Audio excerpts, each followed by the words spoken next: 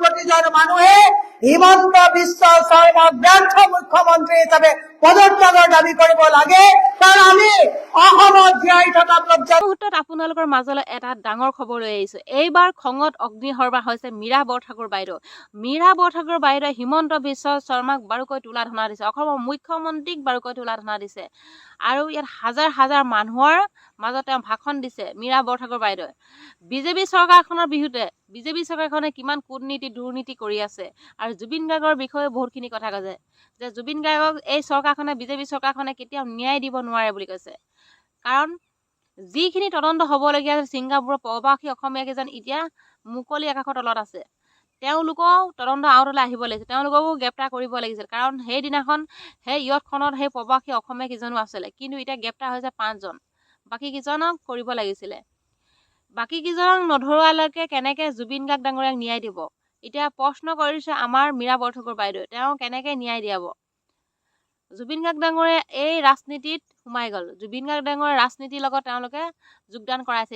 এতিয়া তেওঁলোকে জুবিন গাৰ্গ ডাঙৰীয়াৰ নাম লৈ জুবিন গাৰ্গ ন্যায় দিমকৈ তেওঁলোকে এটা ভোট ল'ব। কাৰণ অসমৰ ৰাইজে জুবিন গাৰ্গ ডাঙৰীয়া ন্যায় বিচাৰি আছে, সেইবাবে এতিয়া যদি ন্যায় দি দিয়ে কেনেবাকৈ হ'লেও তেওঁলোকৰ গাদীখন ৰক্ষা কৰিব পাৰিব। আৰু সেইকেইজন ছিংগাপুৰৰ যদি সেই প্ৰৱাসী অসমীয়া কেইজন নাহে, কেনেকৈ তেওঁলোকে জুবিন গাৰ্গ ডাঙৰীয়াক ন্যায় দিব? আদালতৰ সকলো বিচাৰ হ'বনে নে নহয়? মীৰা বৰঠাকুৰ বাইদেৱে আমাৰ হিমন্ত বিশ্ব শৰ্মাক কি ক'লে শুনক, আপোনালোকে শেষলৈকে চাব ভিডিঅ'টো। মীৰা বৰঠাকুৰ বাইদেৱে যিখিনি কথা কৈছে ময়ো একমত, ইমান ধুনীয়াকৈ কথাবিলাক কৈছে। ইয়াত বহুতো ৰহস্যজন সোমাই আছে, আৰু 26ৰ বাবে তেওঁলোক কেনেকৈ সাজু হৈছে, 26ৰ ৰণকৌশল, 26ত কোন জিকিব কোন হাৰিব, এই ভাষণখিনি আপোনালোকে শেষলৈকে শুনক। সাৱধানতা অৱলম্বন কৰিবৰ কাৰণে মই ক'ব বিচাৰিছো, আমি কি কি কাৰণত সাৱধান হ'ব লাগিব হিমন্ত বিশ্ব শৰ্মাৰ চৰকাৰৰ বিৰুদ্ধে। আপোনালোকক 1250 টকা যিটো দৈনিক দিছে, হিচাপ এটা কৰি লওক। এইটো কাৰণে বহুত ডাঙৰ অংক কৰিব জানিব নালাগে। 1250 টকাক 30 দিনৰে হৰণ কৰকচোন, দৈনিক 41 টকাকে আমি পাওঁ। তাৰ পৰিৱৰ্তে দৈনিক যদি ঘৰত এটা কামৰ কাৰণে হাজিৰাত এজন শ্ৰমিক আনিবলগীয়া হয়, 900 টকা আমি দিব লাগে নে নালাগে? কিন্তু অসমৰ মহিলাক 1250 টকা দি দৈনিক 41 টকাকৈ চৰকাৰে দি ৰামঠগন দি আছে নে নাই? 10,000 টকা আপোনালোকক উদ্যোগিতা আঁচনিত দিছে, 5 বছৰৰ কাৰণে দিছে। এইবিলাক ফ্ৰী নহয়। 5 বছৰত 365 দিন হওক, যদি 5 বছৰে পূৰণ কৰে 1825 দিন, 10,000ক যদি 1825ৰে হৰণ কৰে দৈনিক 5 টকাকে পায়। কিমান পালে আপোনালোকে? এফালে 41, এফালে 5, 46 rupees পালে।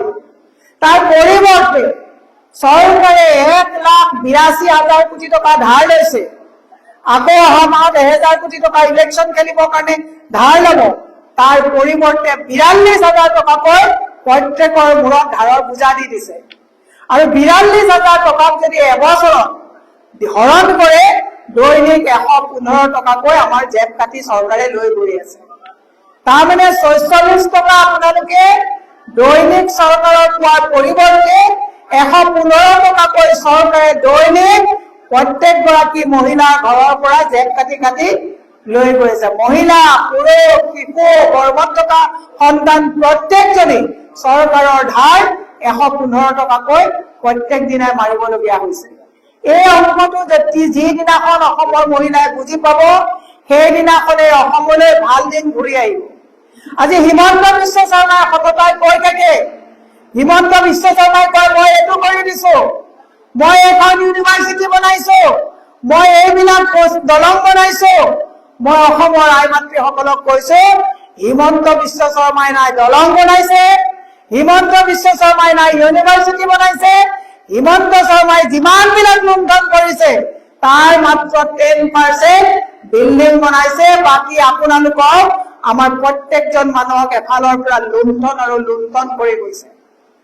মই সেইকাৰণে মাতৃ সমাজক সৰুজোৰে আহ্বান কৰিছো, শিক্ষা লাগে নে নালাগে? সেই বাইদেৱে মোক ভালকে কৈ গৈছে যে আমি যেতিয়া সৰু আছিলো 70s সময়ত 80s সময়ত চন বা 70 চনত প্ৰত্যেক গাঁৱৰ পৰা মেধা ল'ৰা ছোৱালীয়ে ষ্টেণ্ড কৰিছিলে, ডক্টৰ ইঞ্জিনিয়াৰ হৈছিলে।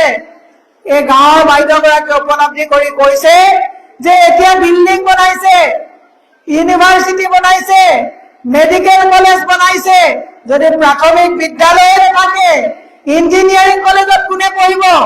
যদি প্ৰাথমিক স্কুল নাথাকে তেতিয়াহ'লে ইঞ্জিনিয়াৰিং ডক্টৰ ক'ৰ পৰা বনিব?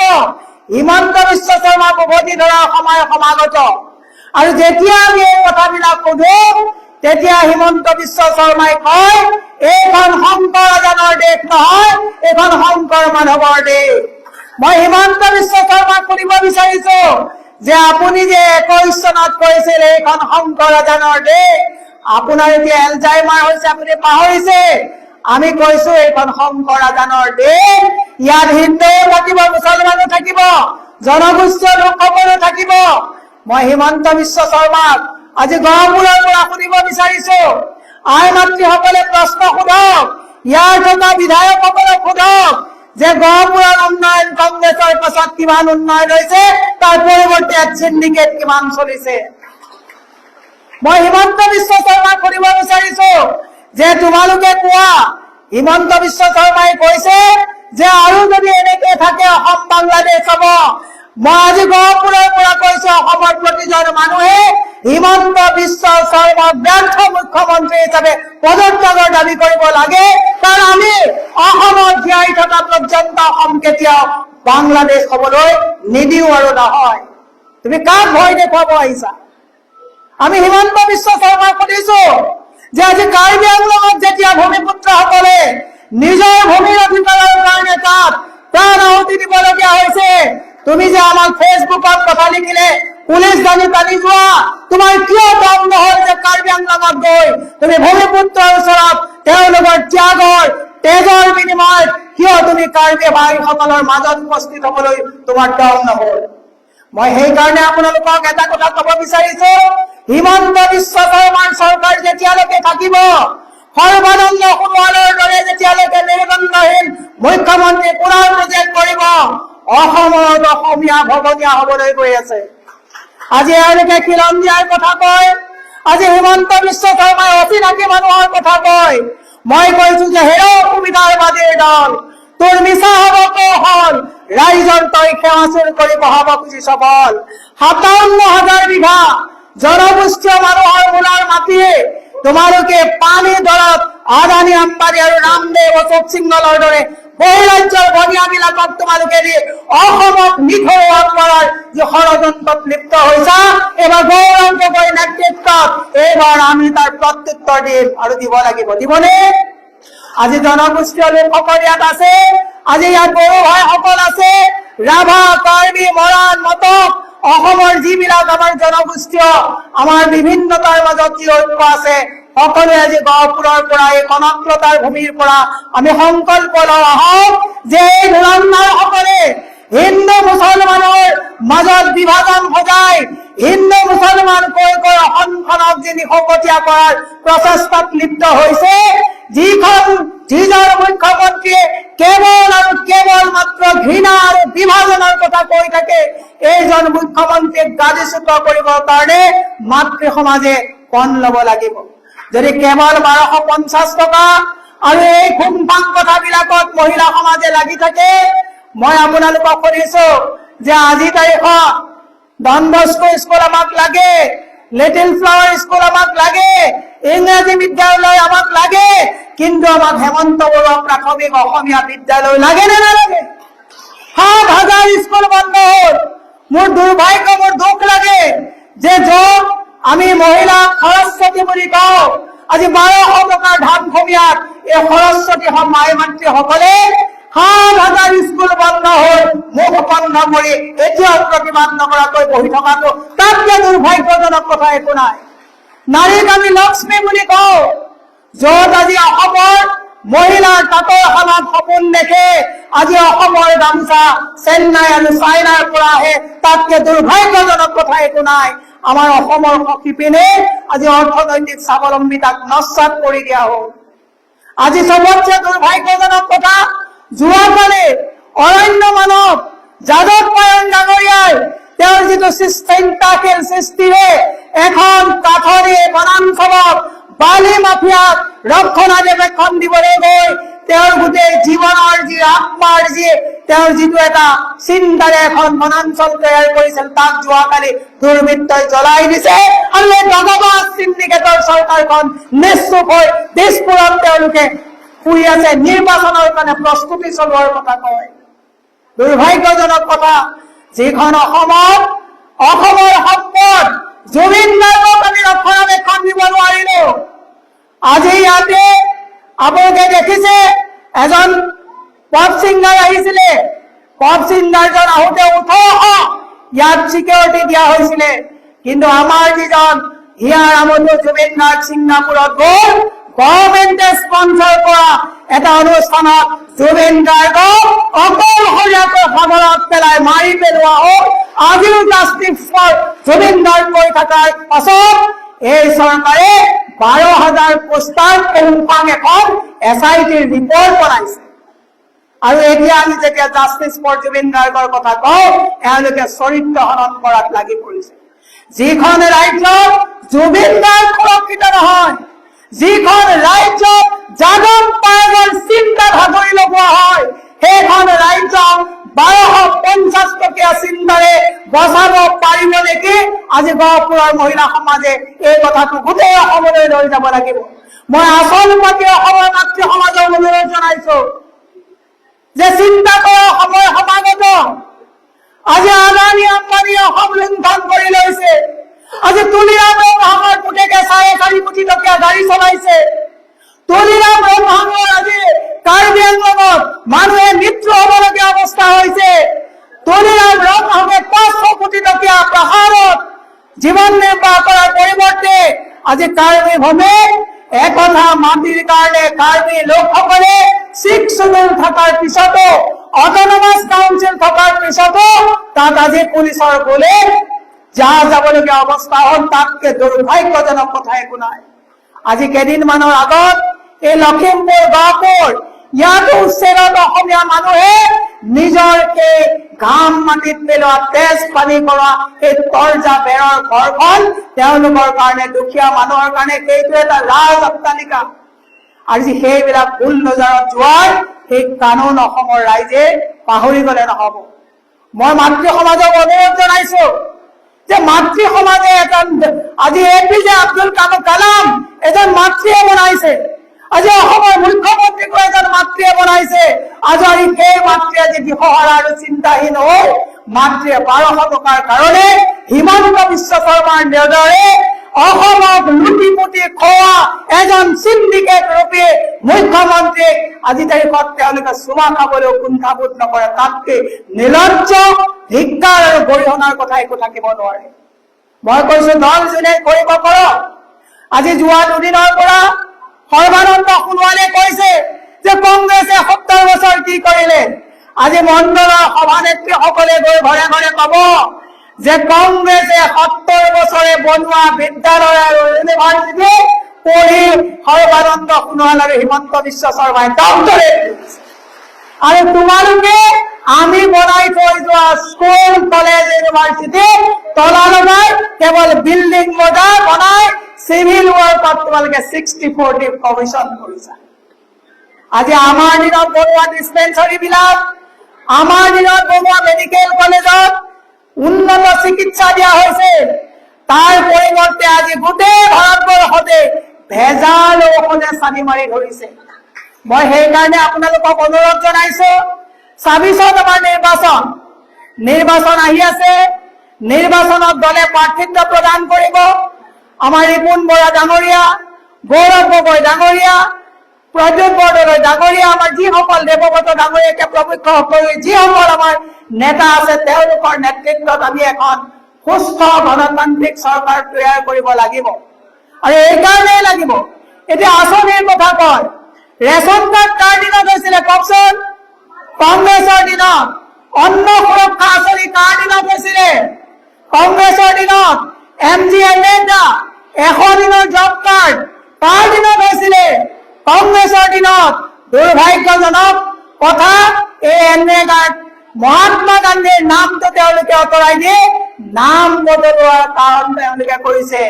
এতিয়া তেওঁলোকে কয় আমি ঘৰ দিছো, আমাৰ দিনতে ইন্দিৰা আৱাস যোজনা দিয়া হৈছিল, তোমালোকে প্ৰাইম মিনিষ্টাৰ বুলি কৈ নাম বদলি কৰিছা। কংগ্ৰেছৰে চিন্তা আজিও তেওঁলোকে চলাই থাকিবলগীয়া হৈছে। আজি সৰ্বানন্দ সোণোৱালে কৈছে কংগ্ৰেছৰ দিনত কি কৰিলে। মই আজি গহপুৰৰ পৰা সৰ্বানন্দ সোণোৱালক ধিক্কাৰ আৰু গৰিহণা দিছো। সকলোৱে দিয়ক, জাতীয় নায়ক থকাৰ পিছত তেওঁ তাৰ 5জন শ্বহীদক শ্বহীদ বুলি ক'বলৈ কুণ্ঠাবোধ কৰি অসম চুক্তিত নক্সাত কৰা মেৰুদণ্ডহীন এই সৰ্বানন্দ সোণোৱাল সুবিধাবাদী হয়।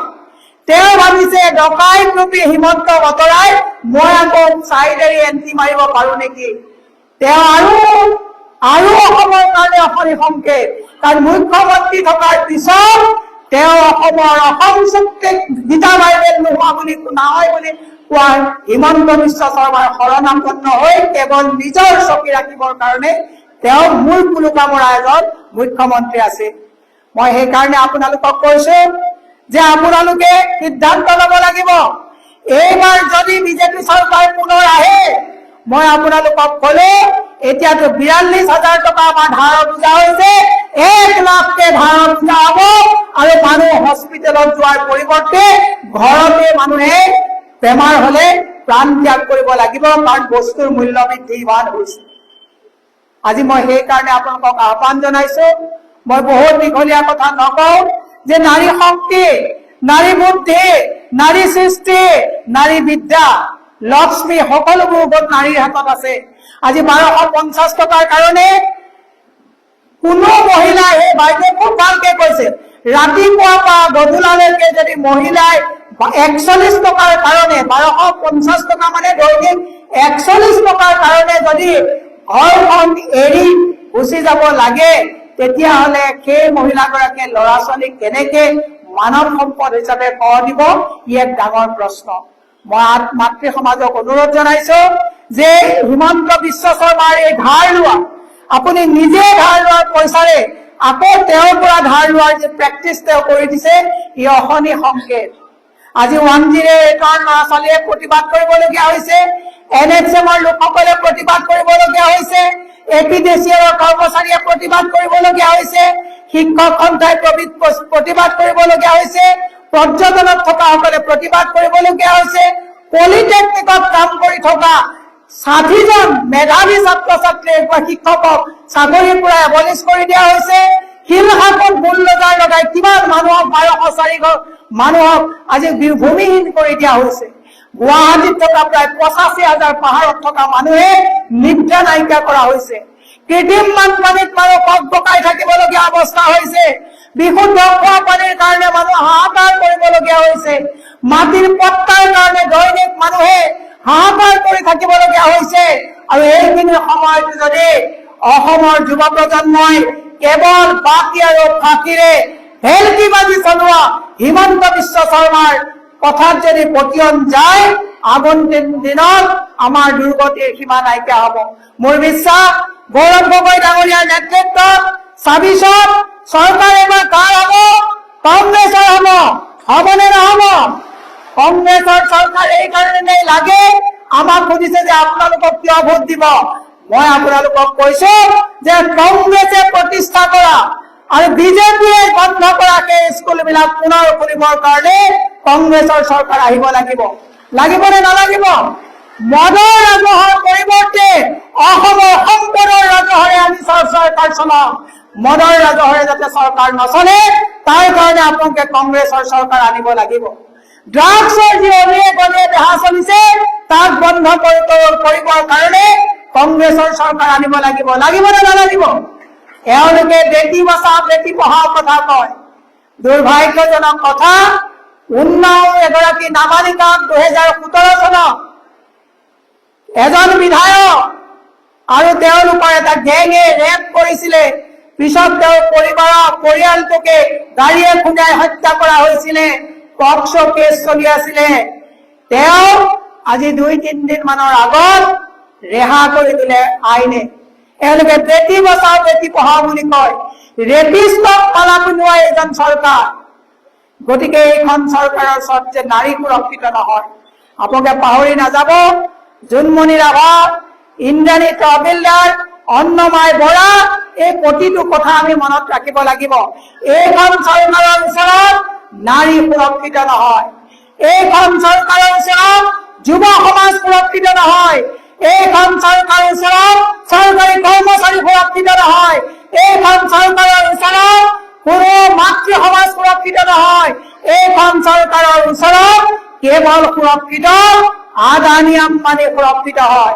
আজি মই অমিত শ্বাহ ডাঙৰীয়াক গহপুৰৰ পৰা সুধিব বিচাৰিছো, তেওঁ বোলে আজি বটদ্ৰৱাত যাব। যোৱা নিৰ্বাচনৰ আগত বটদ্ৰৱাত ডাঙৰ ডাঙৰ তালাব খান্দি বানপানী মুক্ত অসম কৰিম বুলি কৈছিলে। পুখুৰীকেইটা ক'ত আমাক দেখাই দিবৰ কাৰণে আমি আহ্বান জনাইছো। আজি তেওঁলোকে কয় যে ইয়াতে উন্নয়ন বোলে বহুত উন্নয়ন হৈছে। ধাৰত পুত খোৱা হিমন্ত বিশ্ব শৰ্মাই কি উন্নয়নৰ কথা কয়? য'ত স্কুল বন্ধ হৈছে, য'ত মানৱ সম্পদ স্থবিৰ হৈ গৈছে, তাত কোনটো উন্নয়ন হিমন্ত বিশ্ব শৰ্মাই দেখিছে? ই এক বৃহৎ প্ৰশ্ন। অভাৰব্ৰিজ বনাইছা, কমিশ্যন লৈছা, কমিশ্যনৰ উন্নয়ন আমি সেই উন্নয়নৰ কাৰণে ধাৰৰ বোজা অসমৰ প্ৰতিজন মানুহে লৈছে। সেয়ে মই আপোনাক কৈছো, এইখন সমন্বয়ৰ দেশ। ভূপেন হাজৰিকাই কৈছিলে, হেৰৌ এইখন অসম দেশ, হেৰৌ এইখন সমন্বয়ৰ দেশ, এইখন শংকৰ মাধৱৰ দেশ, এইখন আজান ফকীৰৰ দেশ, এইখন জনজাতীয় লোকসকলৰ সমন্বয়ৰ দেশ। সেইকাৰণে মই হিমন্ত বিশ্ব শৰ্মাক কৈছো, অতি হলে অন্ত হব।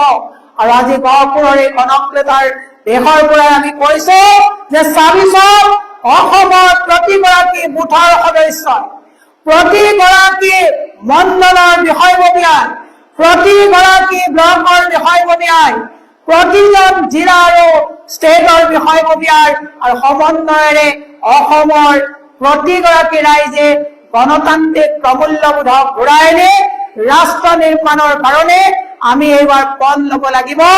এইবাৰ আমি যুঁজিম, এইবাৰ আমি জিকিম। সকলোৱে কওক, আমি যুঁজিম, আমি জিকিম, আমি যুঁজিম, আমি জিকিম। চাবিচত কাৰ চৰকাৰ? কংগ্ৰেছৰ চৰকাৰ। চাবিচত হিমন্ত বিশ্ব শৰ্মাক আমি গাদীচ্যুত কৰিম।